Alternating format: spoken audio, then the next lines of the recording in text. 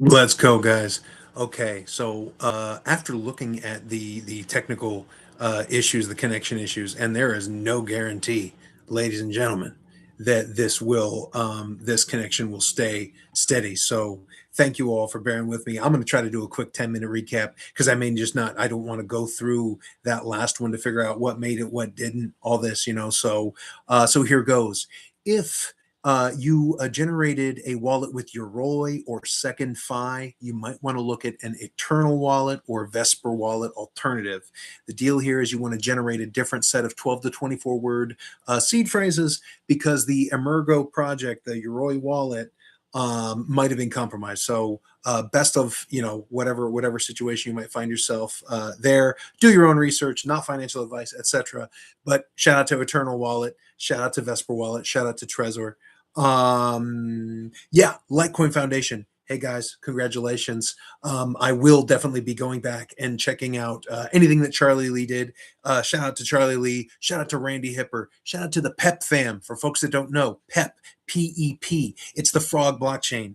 It's concurrently merge mined, guys. Concurrently merge mined with Litecoin, Dogecoin, Bell's coin. So think about that. Oh, proof of work, right? So if Pepe on Ethereum, what if something goes wrong with Ethereum or da da da da da, and they go, hold on, what if we migrate some of this capital to a frog chain?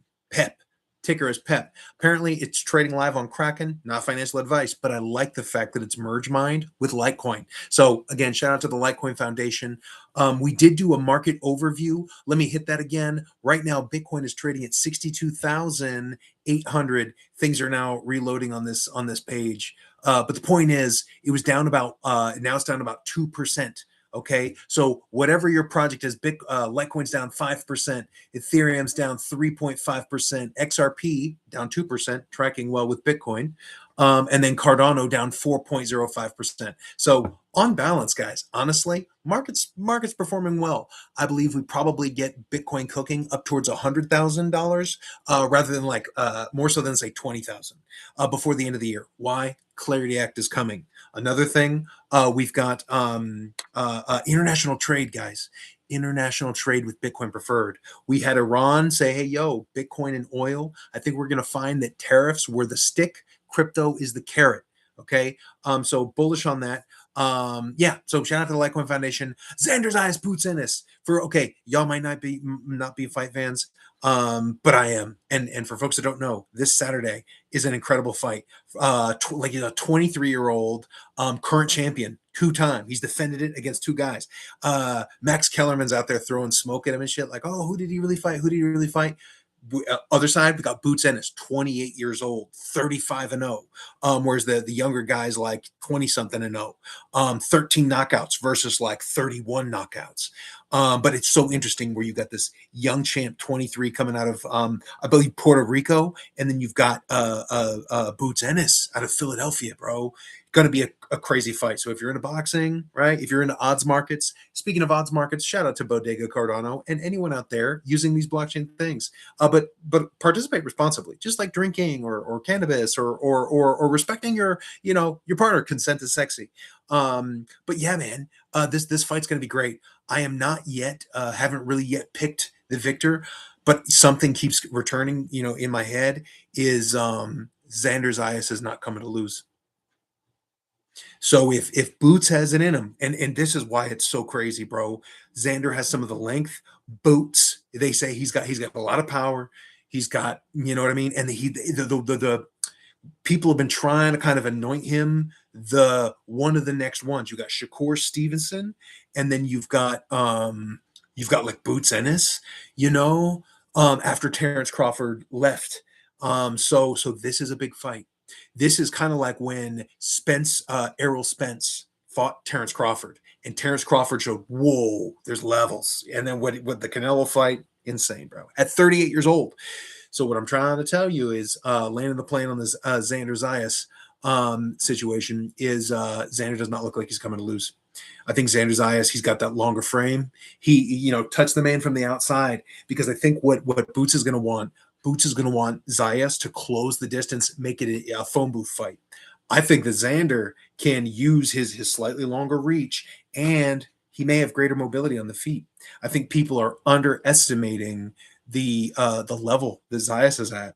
And I don't think that people are necessarily underestimating Boots. You know, I have to see more footage on them both, if I'm being honest. You know, because again, there's people criticize Boots Ennis's resume in that he's 28. Has he fought the big marquee fights, right? Whereas, but I also get it if he actually wants to hit that 50-0. Does he have aspirations to beat Floyd Mayweather's record?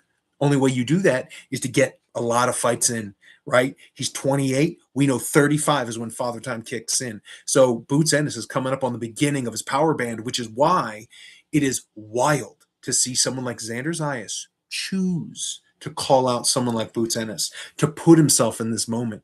And so when I look at the fact that Xander Zayas is a bigger man, he's got a longer frame, his bones are literally longer. Underrated footwork, underrated intelligence. I think underrated fight IQ. So, so again, not picking a win right now, but my takeaway is that you don't want to bet against Xander because he's not coming to lose. You know, I mean, yeah. So then I'll land the plane on this because I do want to try to fit this in 10 minutes. Because again, I'm probably gonna just pull the earlier stream because intermittent connection issues and whatnot. So better Bitcoin conversations, guys. Right? Why?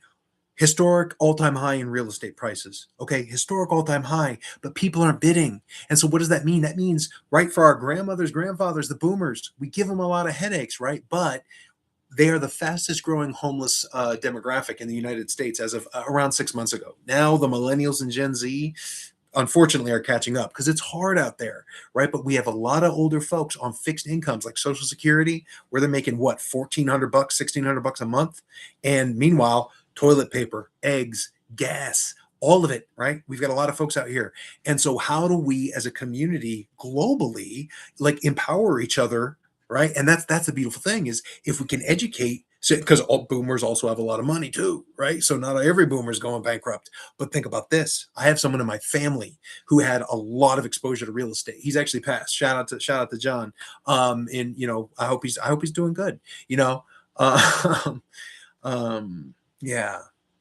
But he had a lot of money in real estate, right? And if we were looking at the market right now and we're going, huh? And I put on my TradFi financial portfolio manager hat, not financial advice, you know, but once upon a time and all this.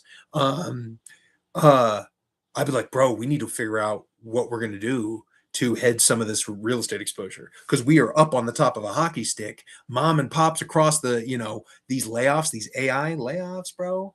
You know, people aren't out here buying a bunch of homes. So what are we going to do? What are we and the so if real estate is way over valued, look at traditional equities, also highly overvalued, dude.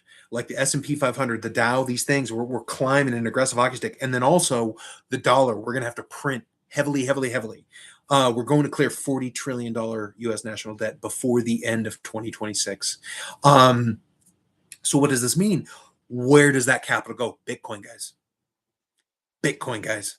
This is one of the reasons why this price action, Bitcoin. I believe Bitcoin below 69 to 73,000. I think that's the true value.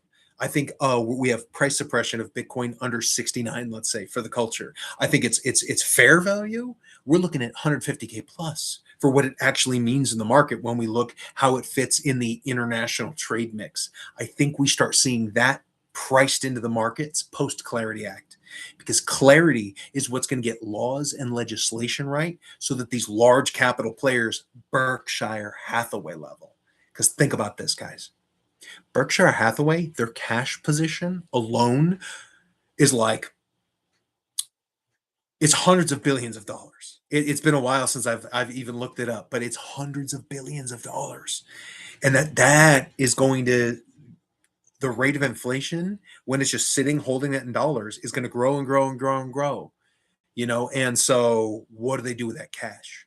And so I think in a post Clarity Act world, you know, something maybe Q1, Q2 2027, a 2 or 3% allocation from Berkshire Hathaway to Bitcoin in a post Clarity Act world. Let's say we got Clarity Act passed by July 4th. I'm hearing all kinds of crazy whispers, man, that people want to celebrate and all this. And shout out to the United States of America, bro. For my money, man, the 1776 in me says, look, we give all of Congress 30 days to resign or accept the mantle of tyranny, and then we decouple. We just say, hey, look, man, we're going to go to states' rights for from now to 2028, and we're going to empower new leaders. We're going to get our laws and our legislation right at the local level.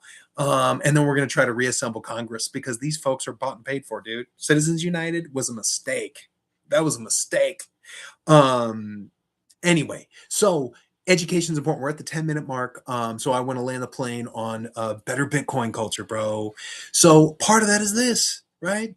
If we're approaching each other in this blockchain space with antagonism, with with toxic maximalism, and there is such an irony here, bro, that there's a lot of Christians in the Bitcoin community. Okay, like, so as the community's grown, you've got folks that got a lot of exposure that also happen to be big fans of Jesus. And hey, Buddha, God bless you, bro. I think that's great. I think he's a great example. Whether I call myself a Christian or not, you will know them by their fruit. Love thy neighbor. These are powerful, powerful, powerful guides, bro. And so there's that has always struck me as a profound disconnect that a lot of folks that walk into ego and I'm going to be a toxic maximalist, but I'm also a Christian. It's like, bro, what, dude? Right? So that just seems weird to me. And also, you catch more bees with honey. Okay, so like for instance, XRP. It's the bankers, right? It's the CBDC that they'll never admit to, right? But do we empower Bitcoin and fulfill the intention of Satoshi Nakamoto, right? Liberating the people of the world. When the Bitcoin white paper was released on Halloween night 2008, and the Genesis block got cooking January 3rd or so, 2009, depending on what time zone you live in, for the first time, everyone on the planet with an internet connection and a smart device could custody the capital and the value that they create in a finite life. And we've been cooking that out for 17 years. Every 10 to 15 minutes, we get a new block cooking. So Bitcoin, bro, what it is so powerful.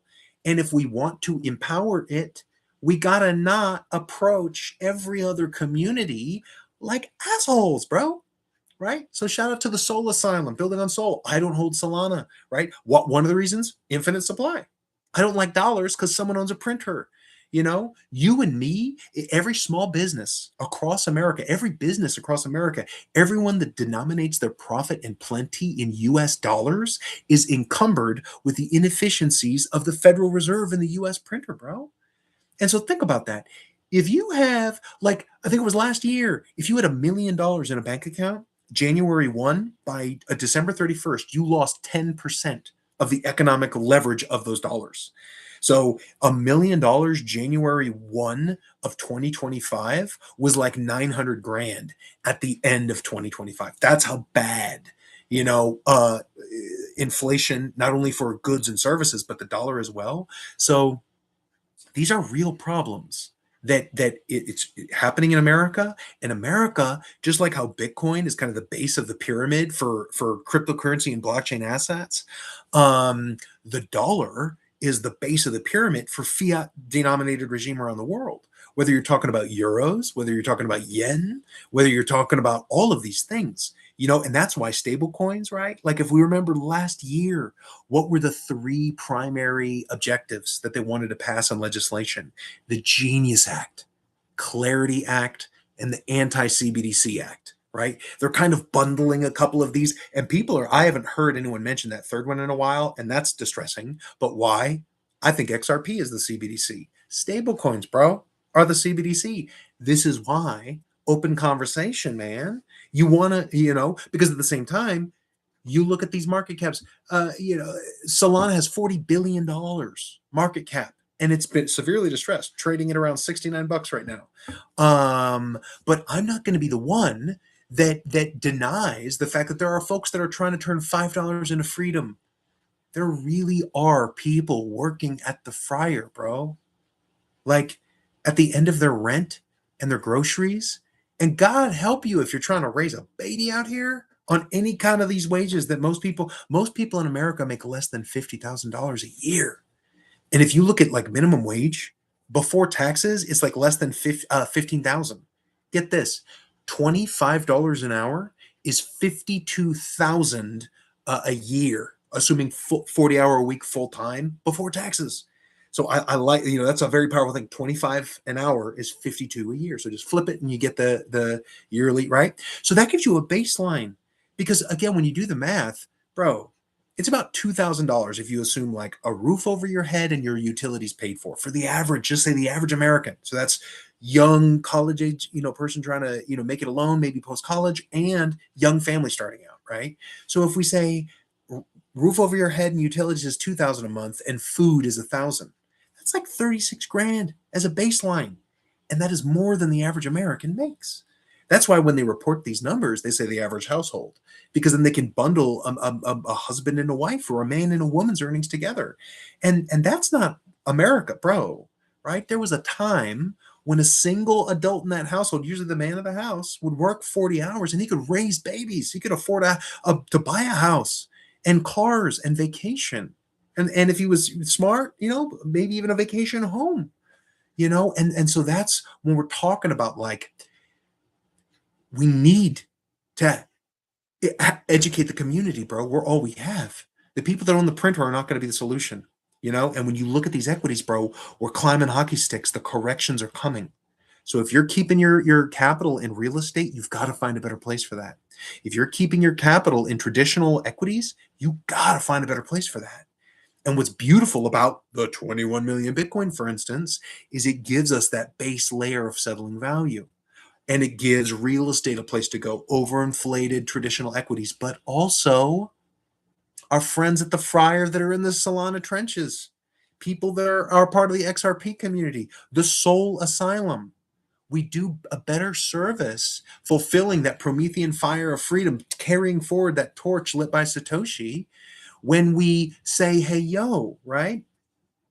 If you are some young person out there, right, clicking buttons, and you turn $500 into 50,000 or something crazy, brother or sister, right?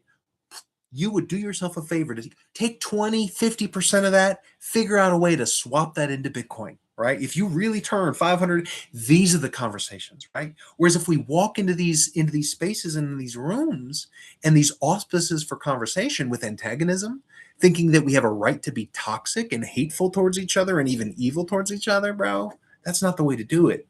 That is not the way to do it. That's not the way to make Bitcoin win. And that's why when you peel back, who are the people that are doing this?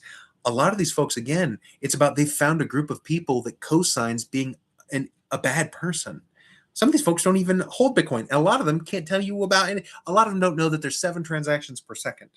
You guys know that Bitcoin does 7 transactions per second, whereas Visa network 20 to 40,000 transactions per second is the baseline expectation, right? So if you know you got to be at 40,000 and Bitcoin's at 7, right? We're in need of a better conversation. Now they're going to come at you and they're going to say Lightning Network, and I'm going to go, all right, that's also custodial, right? Unless you're running your own Lightning node and you're funding those channels with your own UTXOs, then you're not custodying L1 Bitcoin, right? But when we start saying, oh wow, but one could swap 1,000 USD worth a tenth of a Bitcoin into the Litecoin layer. And then suddenly, Litecoin pretty much everywhere that takes Bitcoin takes Litecoin. Why? Because Litecoin was basically the second major project launched. Shout out to the great Charlie Lee, who was a CTO at Coinbase, guys, who created some of the first multi-asset vaults in some crazy sprints, and who also looked at the work that Satoshi Nakamoto created and said, hey, what are some things that I can do, right, to go back to maybe promote decentralization? So instead of the SHA-256 elliptic curve cryptography, he used scrypt, which is also that scrypt mining network. That's how you can now concurrently merge mine Litecoin and Dogecoin and PEP and Bells. There's actually like more than 40 different you can merge mine with Litecoin and this whole stack. But also it's 13 to 18 times more natively energetically efficient, just because of the calculus of those curves, the elliptic curve cryptography, and the mix of CPU versus GPU. But then Nvidia came since October 2011, which is when Litecoin was launched, and we had AI and Nvidia and gaming, right? That made GPU computation. It made it catch up. So when Charlie Lee chose Scrypt, he wanted to reduce the ASICs, right? Application specific integrated circuits, where people could just stack a bunch of Bitcoin hardware, right? And what that ended up doing is centralizing the validation and set, the Bitcoin mining network. So Charlie's like, hey, bet, let's return to the laptop class, But then, as technologies progressed, but so yeah. So the point is, what if someone wanted to maintain custody, right? And they didn't want to do a Lightning channel, but they wanted to go on a date. They wanted to go on a vacation, right? You could use a Houdini swap, a Thor swap, silent swap, all of these different crypto rabbit holes and event horizons. If you custody your assets, you can go from the one to the other and boom. Right now, again, what does Litecoin have an advantage over, say, Monero or Caspa or the latest meme coin Trench? Mutually agreed upon medium of exchange. Okay, so we know that often I joke that there is something about the fundamental definition of a currency that I love almost as much as Bitcoin. And it's this, that there is no aspect of the definition of a currency that implies the necessity for the existence of a bank, a nation state issuer. Okay, the three fundamental qualities that define a currency, and the first one's the hardest. One, a mutually agreed upon medium of exchange. Two, a store of value, and three, a unit of account. But that first one is the hardest. I and you have to both agree that it matters, right? That's like gold and silver, very powerful, right? Whereas if you launch some brand new blockchain or meme coin or whatever, right? If no one's heard of it, da da da da da. Whereas Bitcoin, Litecoin. So when you start thinking, what are the advantages of something like Litecoin? Litecoin is a piece of scalability for the Bitcoin layer, guys, is what I'm trying to tell you. Is that if you want to maintain all of the qualities, UTXO-based blockchain stands for unspent transaction output. Very, very powerful. And basically what that means is when you spend an unspent output, it creates new outputs. So for instance, if I wanted to buy a $5 cup of coffee, okay, with a Bitcoin or Litecoin UTXOs, and it was a $20 worth UTXO, what that would look like is I would spend that $20 UTXO and it would create two UTXOs. One worth $5 equivalent that would go to the coffee merchant. And the 15 would literally follow the math back to my wallet.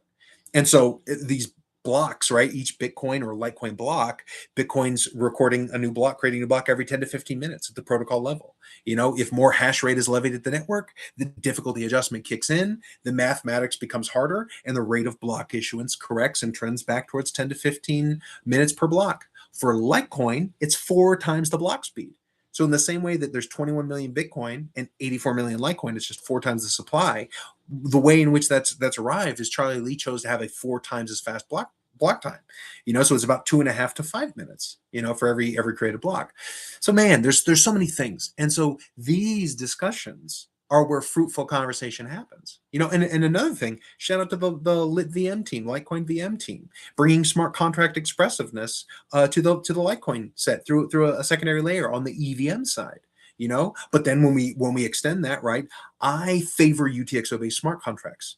Cardano baked them out. That's why I think Cardano that's one of the value propositions there is if you need smart contract expressiveness for Bitcoin UTXOs, you could go there. But now Litecoin saying, hey, we're going to explore the EVM path. That's Ethereum virtual machine. So it's just so fascinating, and that's where we actually get maximum value creation and maximum liberation for the people, and so yeah, so I'm gonna land the plane there. I'm gonna try to keep this. I wanted to do it in 10. It's looking like it's closer to 30, but a good crispy 30, I think, is pretty solid.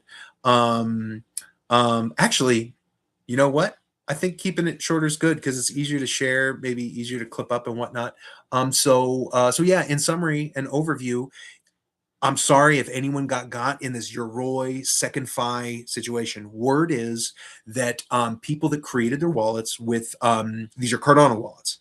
with Yoroi or Second Fi. I think a lot of people were doing this transition, and there's been a discovery that the way in which the seed phrases are generated has been compromised. So you might want to look at Eternal Wallet or Vesper Wallet. You want to create a new set of seed phrases, new addresses, right? Because we know that the seed phrases just create all possible receive addresses, and then migrate those assets from maybe that legacy Yoroi or Second Fi situation, and make sure they're good. I did see that. I think Charles Hoskinson posted a video, and again, who knows AI, right? But word is that it has been ameliorated or addressed. Maybe they're just whatever. So do your own research, empower yourself with knowledge. So yeah, wanted to touch on that. Shout out to the Litecoin Foundation. Heard it's really successful. I think there's still a day or two. Huzzah! Shout out to the Pepcoin fam. I think that's really great. If you're any of these frog networks, right? I think that is such a value proposition for Pep because one, it's its own blockchain, right? Where Pepecoin, PEPE, that's on Ethereum, and it's an asset that it lives on there. Whereas this Pep project, someone said, "Hey, let's get our own frog chain." That the the asset is that, and someone said, "Well, where do we do that?" And they said, "Let's merge mine it with Litecoin."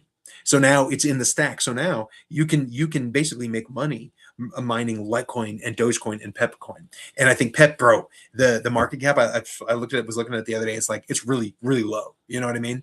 It's like 20 million, between 20 and 30 million. So if you think about that, and like Pepe, PEPE, way way way higher. So if they actually get a unification of the frogs and proof of work and all this kind of stuff, and then think about that as a DeFi asset collateralization in Litecoin VM's layer on Cardano's DeFi solutions and all of this burgeoning DeFi that's happening. So bullish on them. Xander Zayas, Boots Ennis, one of the most incredible fights to be looking forward to. Not going to make a call yet. But I don't think Xander Zayas is coming to lose. And then, yeah, sticking the landing on Bitcoin culture. Let's do better, guys. Like, let's have better Bitcoin conversations. As a matter of fact, I'm thinking of making new, like, regular content. I'm thinking of doing like X Spaces and maybe even dedicated content for on different platforms on YouTube and whatnot. They just talk about like what Bitcoin is, and be open to those conversations with the XRP community, the Solana, the Ethereum community, right? I also don't hold these assets, but I'm not going to make enemies when I could make allies and friends, and I'm not going to be so egoic that, because really a lot of these people are just desiring to have a place to be mean and evil against other people, and because they can't tell you 7 transactions per second is what Bitcoin taps out at, right? They can't tell you about what Litecoin, or rather what the Lightning Network is, or where Litecoin fits in that mix.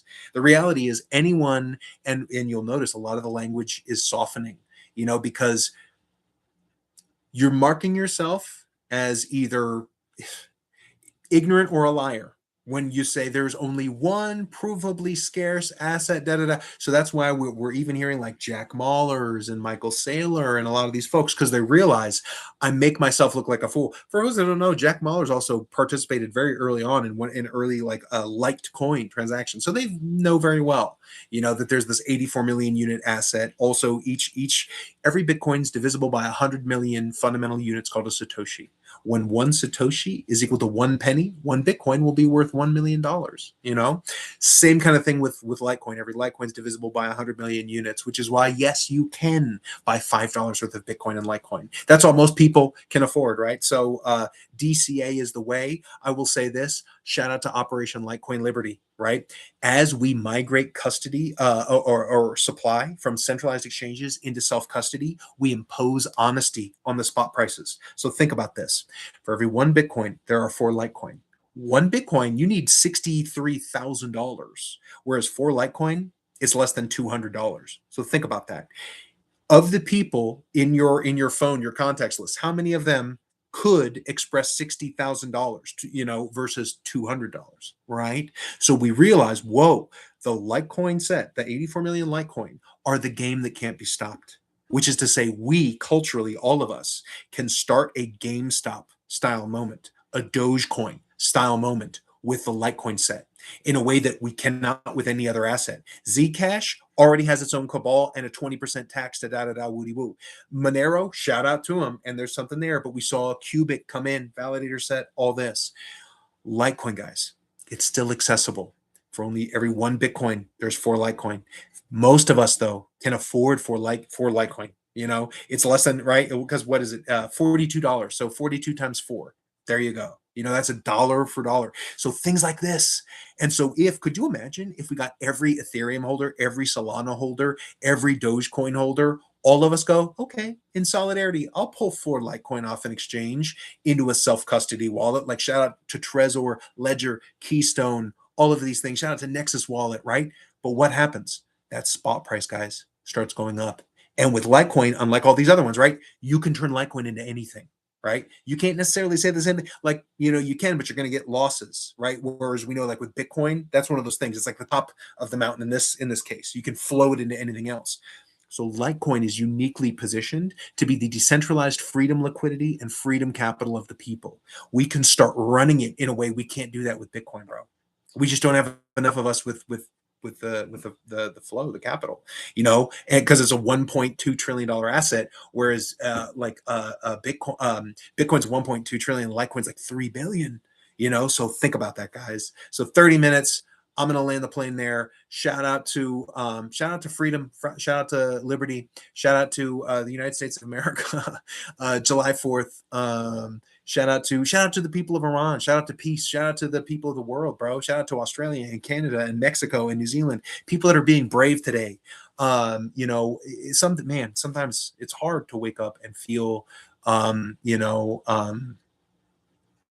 brave, but let's do it. You know what I mean? It's important for us to make these tomorrows, you know, and choose, you know, to choose to be brave and bold, because the matrix is real, guys. And I'm not going to sit there waiting for Elizabeth Warren or Mitch McConnell or the current occupant of the executive office to levy a solution, because I know these folks are out here making money for themselves, not you and me. But with these freedom technologies, guys, with the sovereign digital assets, those are things that have hard cap supply, a UTXO basis, and global decentralization and distribution of the validation and consensus mechanisms, and copies of the publicly distributed ledger associated therewith. With those things, these sovereign digital assets and the interoperability between them, we can create a decentralized free network that is of no land, you know, and that to me is powerful when the people rise. My long game, in the same way that I want to be alive to see the first manned mission to Mars. So shout out to Elon Musk and the SpaceX IPO. Shadow light. I do not agree with everything that Elon Musk does, but right, I love the open source commitment, you know, with a lot of the early Tesla patents and whatnot. But in the same way that mission to Mars excites me, because it means that our persistence as a species here on this planet is a matter of our collective will, not our capability. Yeah. So shout out to you guys. Shout out to freedom. Let's go. And see you guys tomorrow.